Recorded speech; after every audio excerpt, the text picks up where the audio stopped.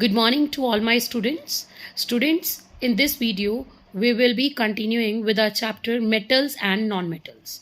Okay, we have started the chapter metals and non-metals in our previous video, and in this video, we will continue with the chapter. If you remember, in our last video, we have done with the physical properties of metals and non-metals, that how do metals and non-metals they differentiate from each other on the basis of their physical appearance. Then we have started with the chemical properties, in which we have done with the reaction with oxygen atom, right? That how these metals they react with the oxygen to form their oxides, and what are the nature of these oxides. So we have finished with this. We have also done the reactivity series. Now in this video, we will be continuing with the chemical properties, and firstly, we are starting with the reactivity with water. So metals, they react with water to form metallic oxide plus hydrogen gas is released. Okay, so whenever metals, they react with water, they form metallic oxides and they release hydrogen gas. This metallic oxide, on adding excess of water, gives you metallic hydroxide. So if you combine these two, we can say that in the net, metals react with water to form metallic hydroxides plus hydrogen gas is released.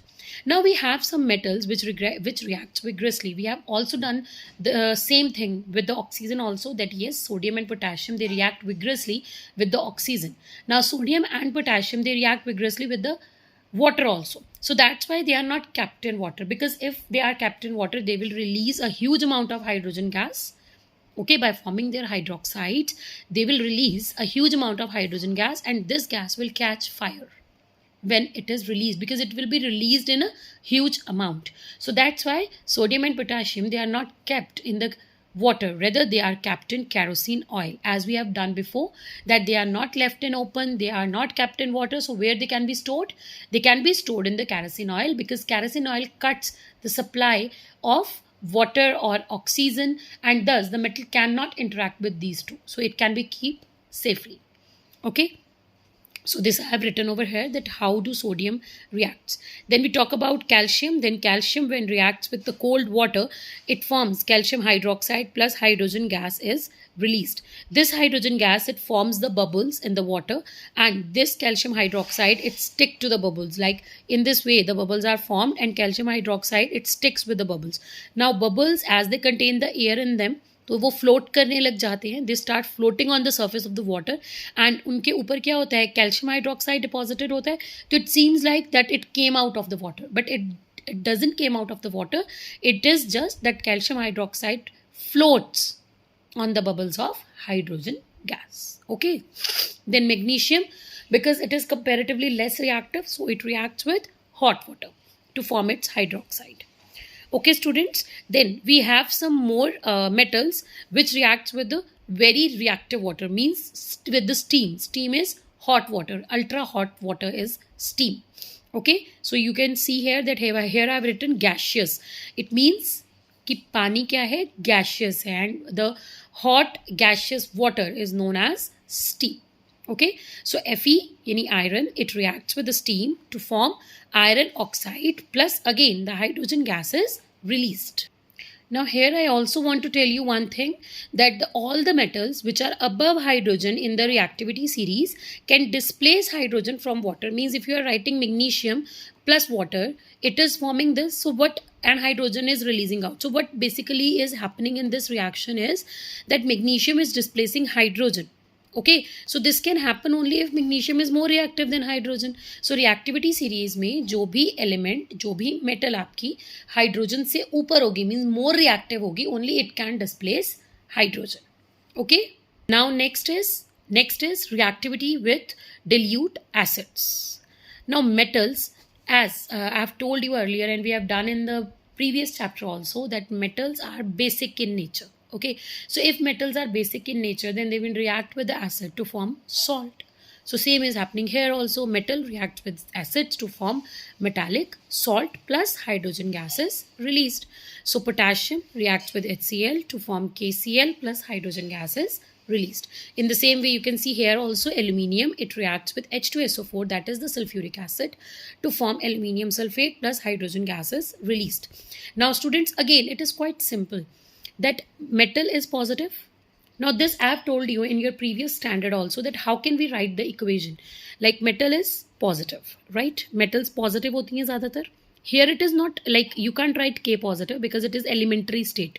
So elementary state में तो आप उसको K ही लिखोगे, but metals are positive. Here in HCl, H is positive and Cl is negative. So K will form compound with Cl. So it is potassium, Cl negative is chloride. So potassium chloride will be formed. Okay. Then here aluminium, and here the negative thing is SO4, which is sulfate. So you can easily formulate the formula. How? Aluminium Al3 positive, sulfate SO4 2 negative. So it is 3, it is 2, cross multiply, you can get your formula. So it's quite easy. There is nothing to remember. You just have to see the formula formation. You should be very much aware with this. Okay. So in this way, you can formulate any of the compound formed. Fine. So only magnesium and manganese, they react with dilute nitric acid. HNO3 is nitric acid to produce metal nitrate and hydrogen gas. Okay. So only these two metals react with nitric acid. Rest doesn't react. So what other metals do? While other metals react with HNO3 not to produce hydrogen but to produce water. So magnesium and manganese, they react with nitric acid to produce hydrogen gas like the above reactions.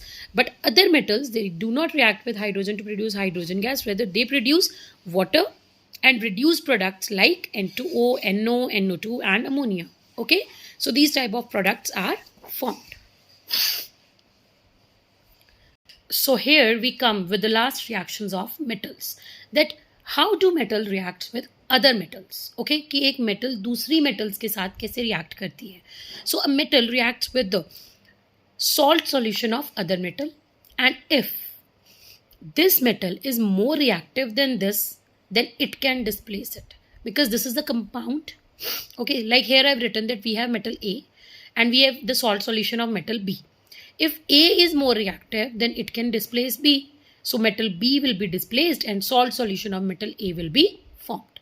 So this reactivity, this you can judge on the basis of reactivity series, which we have done in our last lecture. Okay, students. So some metals, they react with strong alkalis to form soluble salts. Like aluminium reacts with NaOH in the presence of water to form sodium aluminate. And zinc also reacts in the same way to form sodium vincate. Okay, students, and these two are quite important reactions. They are coming in the board exams from last 1 to 2 years. Even in the pre-boards also, they are coming. Okay, students. So in this video, we have done with the reactivity of metals. Okay. Thank you, students. Have a nice day.